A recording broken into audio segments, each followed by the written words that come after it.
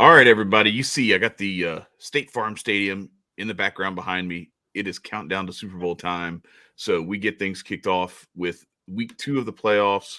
This is going to be a lot more fun. We got some better matchups. Although Saturday, I think pales in comparison matchup wise to Sunday. But we got to go through these games and we got to try to find the hidden gems that are lying in wait here. Starting things off, we're going to go to Jacksonville at Kansas City. AG, what do you see here?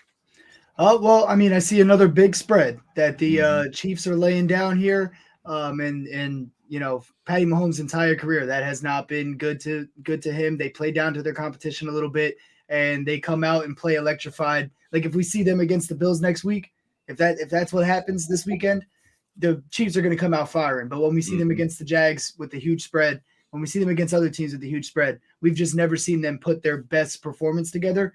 And the Jags, I mean, they're able to run the ball. They're able to pass efficiently at times when Trevor Lawrence isn't throwing to the other team the whole entire first half of the game. If they do that again against like they did against the Chargers, there's no chance they come back. Mm-hmm. They're not pulling that off against the Chiefs. However, the Chiefs, they're known to let their foot off the gas a little bit if they do get a little bit of ahead.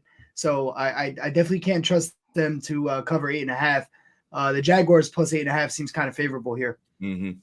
Yeah, and so I tend to agree with you there. But I think this is one of those games that could go either way, where you could see either the Chiefs just finally put the throttle down on somebody to warm up to prepare for whether it's the because if you look at it, if you really look at it, either way, next weekend if the Chiefs advance, they're playing in a massive rematch game.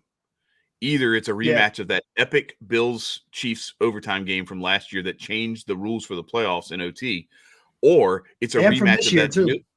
right, and this year too, right? Or it is a rematch of that very disappointing loss that Kansas City coughed up to Cincinnati to allow Cincinnati to go to the Super Bowl when the And Chiefs this had the year too ball for that in one the too. red zone. Right, exactly. And they did. The Bengals had their number again this year in Cincinnati. This time it's going to be in KC if they do it at Arrowhead. But I look at this and I say, okay, if they really want to try to get ready and push things forward, they've got to get things started this weekend. And so I'm tending to think that maybe they have a chance to open this thing up and cover this 8.5 and maybe even beyond that. But what I really am looking at is, and we've talked about this a bunch as we've analyzed these games throughout this year. Kansas City's offense is so explosive, so many different playmakers, so many weapons that you can go to. Outside of Travis Kelsey and Patrick Mahomes, there's not a whole lot that you can really rely on. And even with Kelsey, if a team tries to take him away, Andy Reid and Patrick Mahomes are all too easy with saying, "Okay, fine. You want to commit resources to just stopping Travis Kelsey? Fine. Jarrett McKinnon will take you down, or we'll hit Juju Smith-Schuster, or we'll hit McCole Hardeman, or whoever it ends up being, whoever ends up working their way into that offense. They've got so many weapons, so it's hard to really pinpoint where the best plays are for player props in this game. And then when you go to the other side and Jacksonville, some of the passing stuff is inflated. And if you look at the way the Chiefs have defended the run recently, I found it hard to really put a lot of faith in Travis Etienne having a huge day. But what I did find when I look back at it, and you and I went over this a little bit before we came on, is quarterbacks have either led the team in rushing or have been like the most potent performer in terms of like overall production, be it via yardage and touchdowns, in the last several games against the Chiefs. And running backs have typically, outside of like maybe Eckler and a couple of others, you've had the Chiefs really shut down the running game for the running backs. So the one thing that I saw that jumped out at me was I went to the rushing props. Unfortunately, they don't have any alt rushing things for Trevor Lawrence, or at least they didn't. They still don't. But I looked at this over 16 and a half yardage at minus 114. That one jumped out at me. And if you wanted to parlay that with a touchdown, I think this is good to hit just as a straight. I like it there.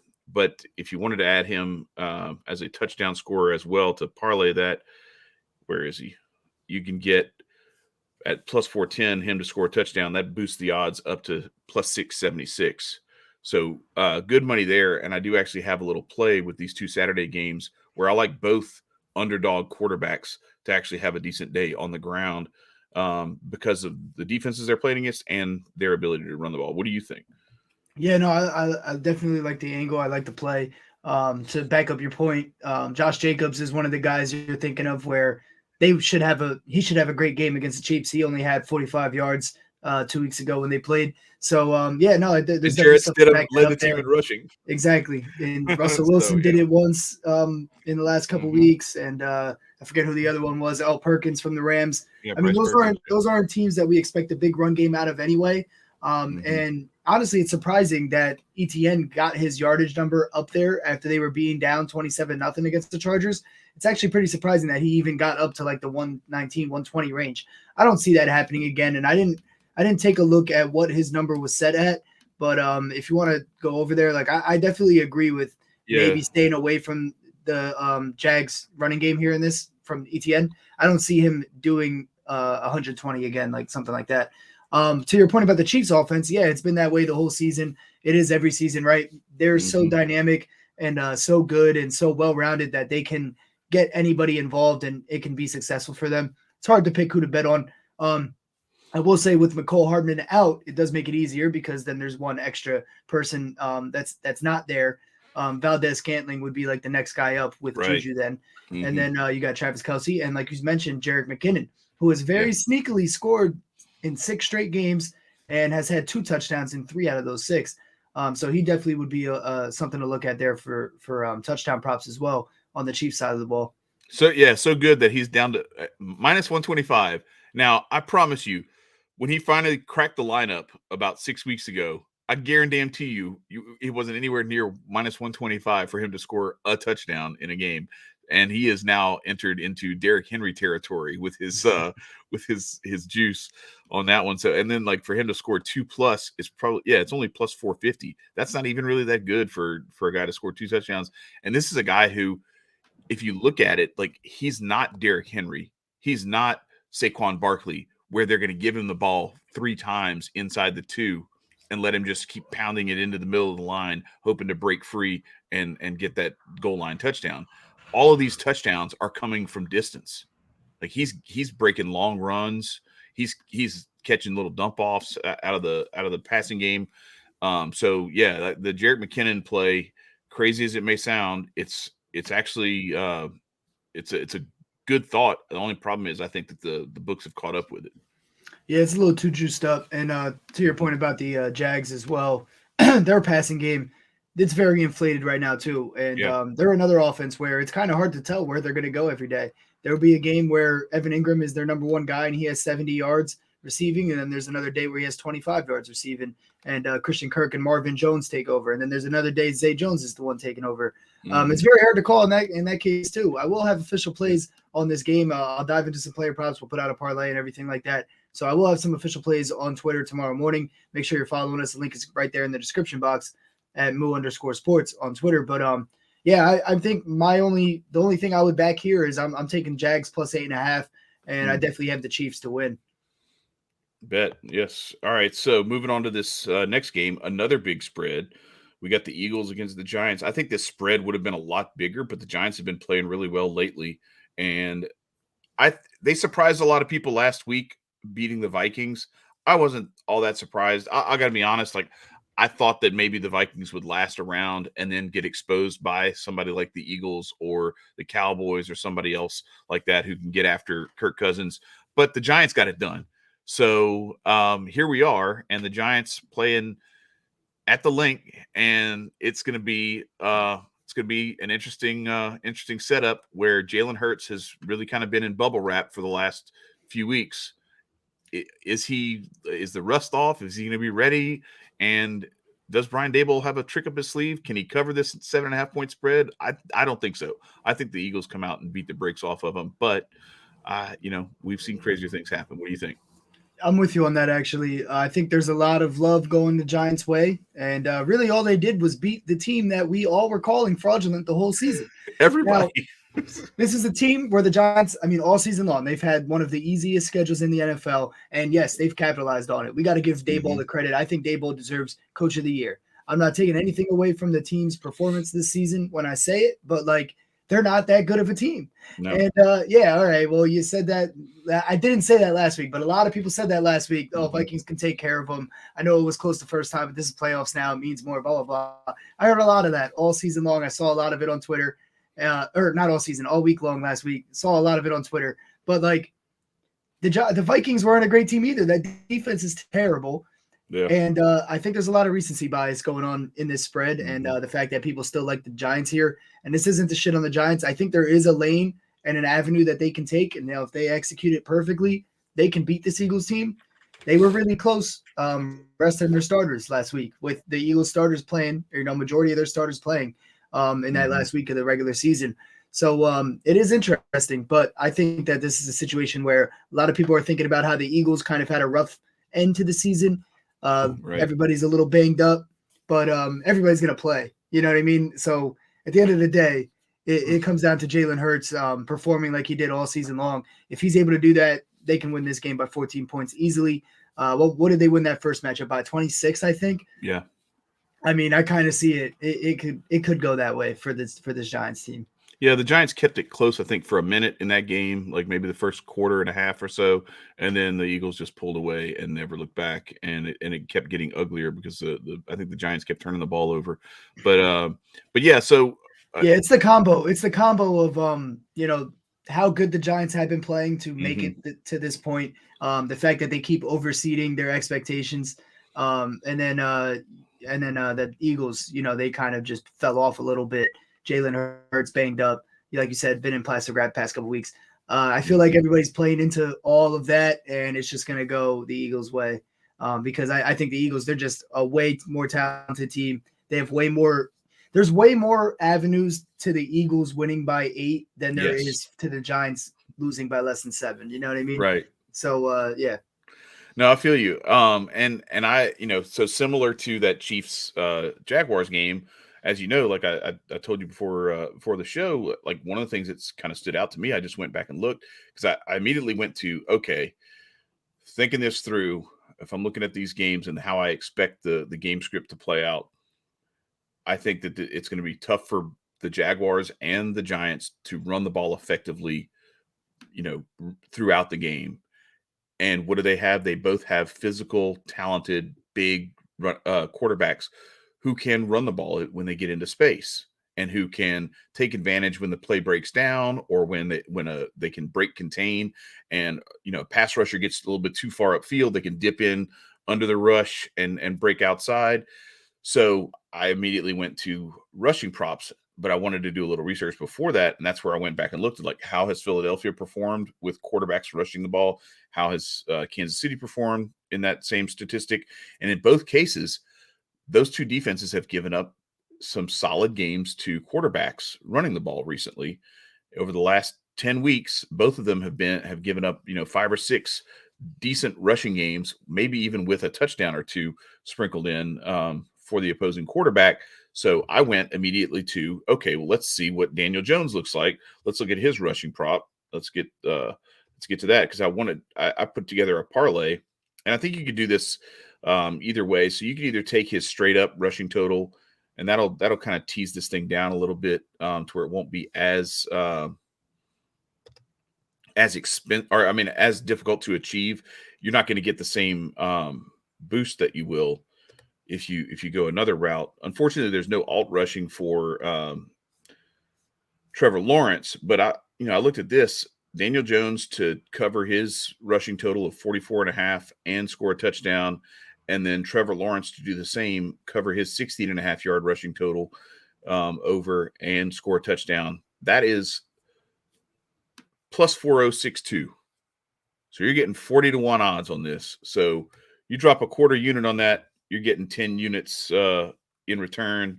So, and folks, yes, I put 25 cents. I'm not saying bet 25 cents. This is a quarter of a unit.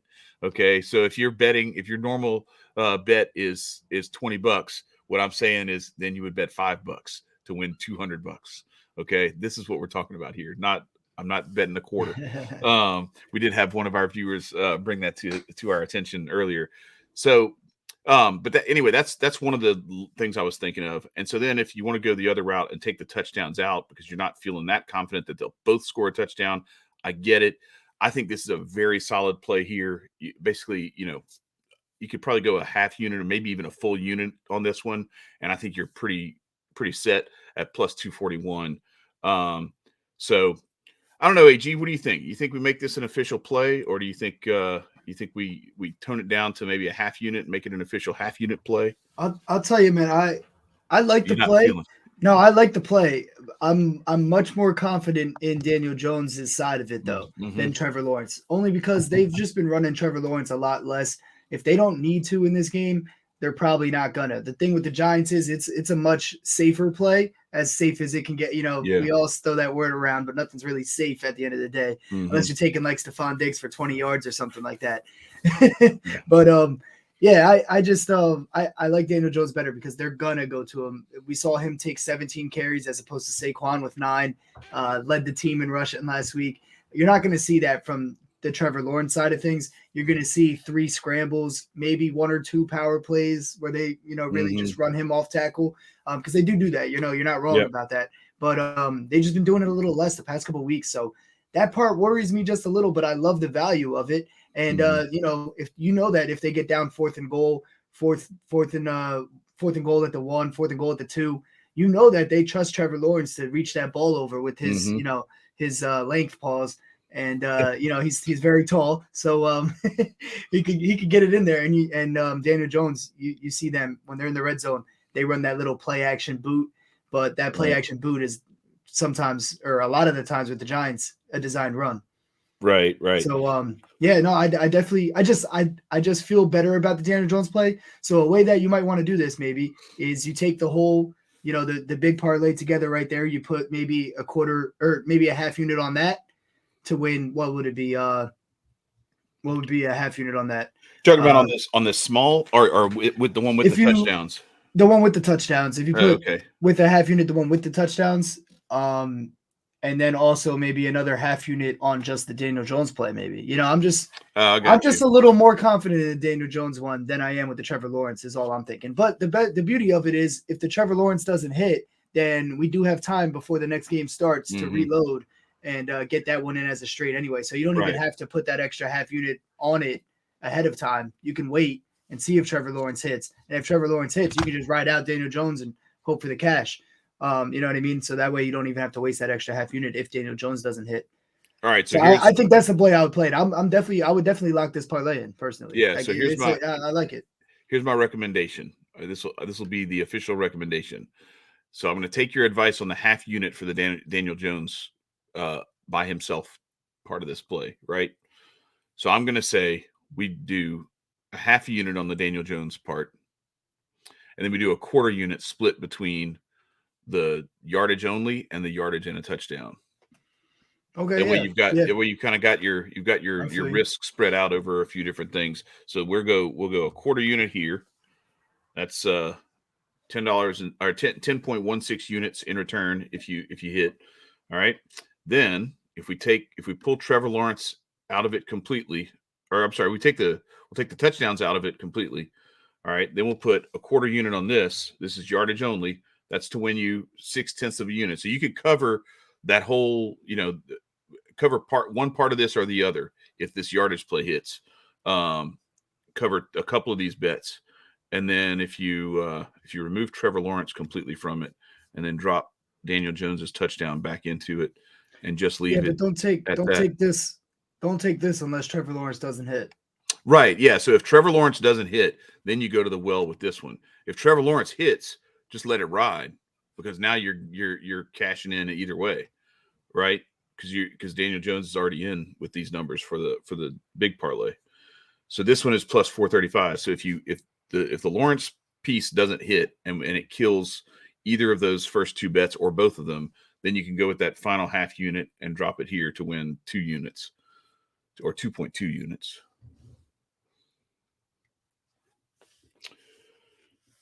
So I don't have anything else for this game. That was really because I look at this and I feel kind of the same way. I feel like Philadelphia has so many different weapons. I would like to look at maybe a Miles Sanders or AJ Brown type play, but I've seen it too much where the Eagles have so many different weapons, Devontae Smith and Sanders, and then even like Kenneth Gainwell and some of these other guys that where they can find ways to put up points. Jalen Hurts could have 2 rushing touchdowns.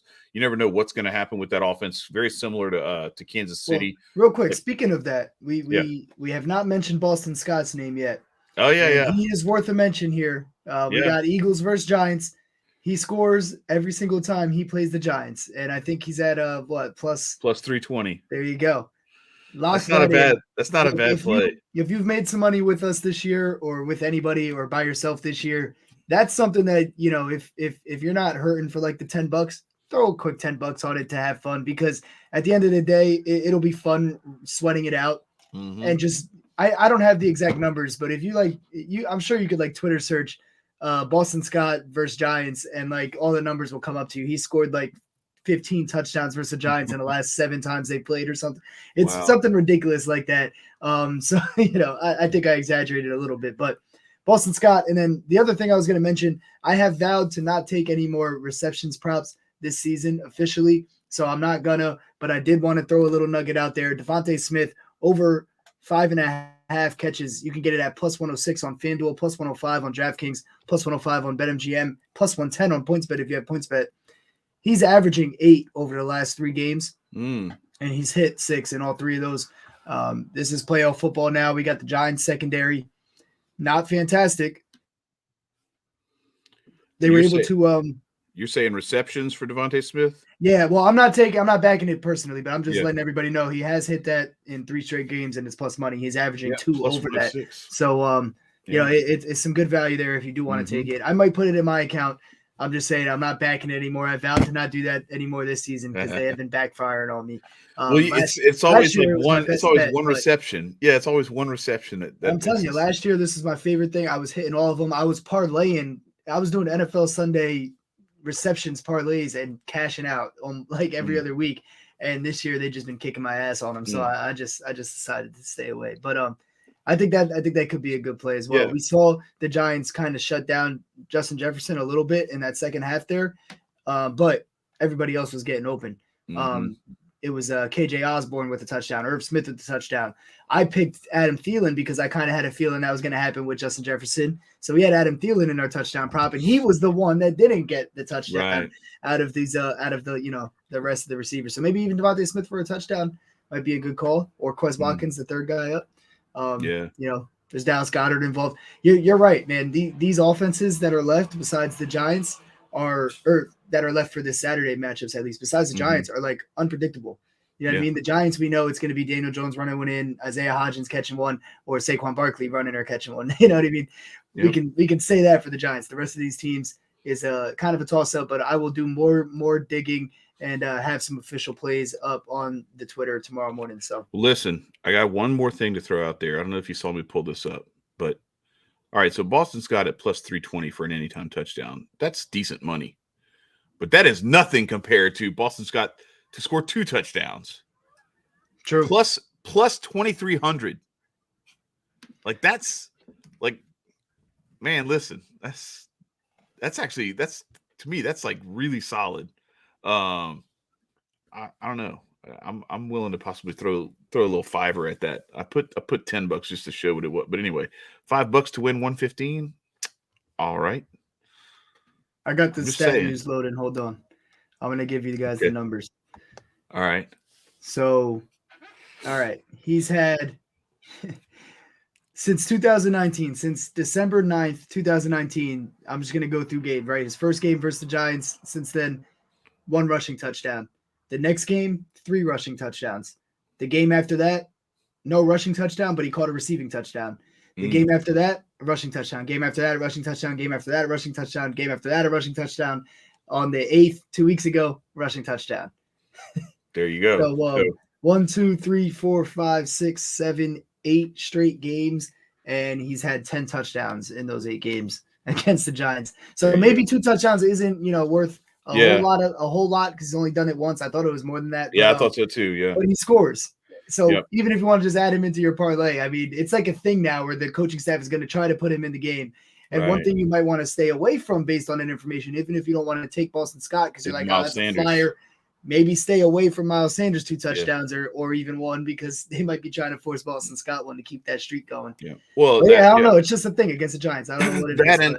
And Jalen Hurts around the goal line makes me want to stay off of Miles Sanders in goal line situations. Dallas Goedert, AJ Brown, like there's so many guys who can win their matchups. Well, that's always the case though, but yeah, but I'm just saying, like here because they're going to be trying to get Boston Scott. So that's what I'm saying. You already had a lot of reasons to be like, I don't know how safe it feels throwing Miles Sanders in there for a touchdown when you have all these other weapons. Then you add Boston Scott to the mix. It's really tough. Yeah. So yeah, overall, I like the Eagles minus 7.5. I think they're going to be able to take care of the Giants pretty easily. Not easily necessarily. Like the Giants might put up a fight, but I don't think they're going to keep it within 10 here. So, Chad, you're on the Chiefs to win. Yeah. Right. And so I'm on the Eagles to Look, win. We'll keep that record $5. Going. You got a $5 free bet for my birthday. Now, so. My free bet was a chalk parlay for this weekend because that's just what I see. I see Chiefs, Eagles, Bills, and 49ers. Yeah, we'll get into the Sunday as well, but Sunday, I think the 49ers are a little low of a spread, so I definitely like that as well. Definitely might creep up into one of those parlays that we put out. Oh no, this was all money line. This is just a money line. Oh no, I'm just saying. I'm just saying. Minus 2.5, minus 3, or wherever it's at. I think it's too low as long as it's under 5.5 for the Cowboys. So that's because the Cowboys command like this. Cowboys fans are so like they think the Cowboys are going to win the Super Bowl even when the Cowboys have been mathematically eliminated from the playoffs. So they're betting the Cowboys. I saw some stuff. One of my friends is a big Eagles fan, and he was talking shit about the Eagles this weekend. And here come the Cowboys fans talking about how it's going to be different when the Eagles play the Cowboys next week. And it's like you're just assuming that the Cowboys are going to beat the 49ers, okay? And then we're talking all kind of noise about that. So yeah, we'll see. But I think that number is low because the Cowboys fans keep driving it lower because the bigger that spread is, the more Cowboys fans are jumping on that money. Yeah, we'll get into it Sunday. Yeah. We'll see. All right. I like the Niners in that though, for sure. Oh, I do too. I do too, big time. Me too, big time. I don't know where the Cowboys fans are getting it, but I'm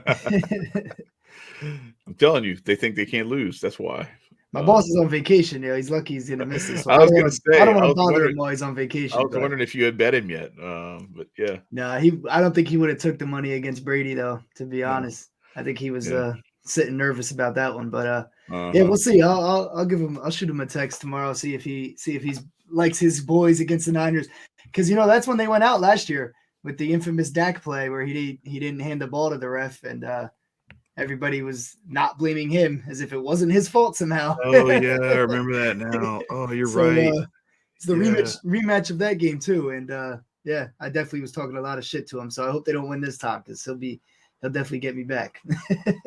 I forgot about that game. That's crazy. All right. Yeah, we'll get into that Sunday. Yeah. I'm gonna have my official best bets on the Twitter page tomorrow.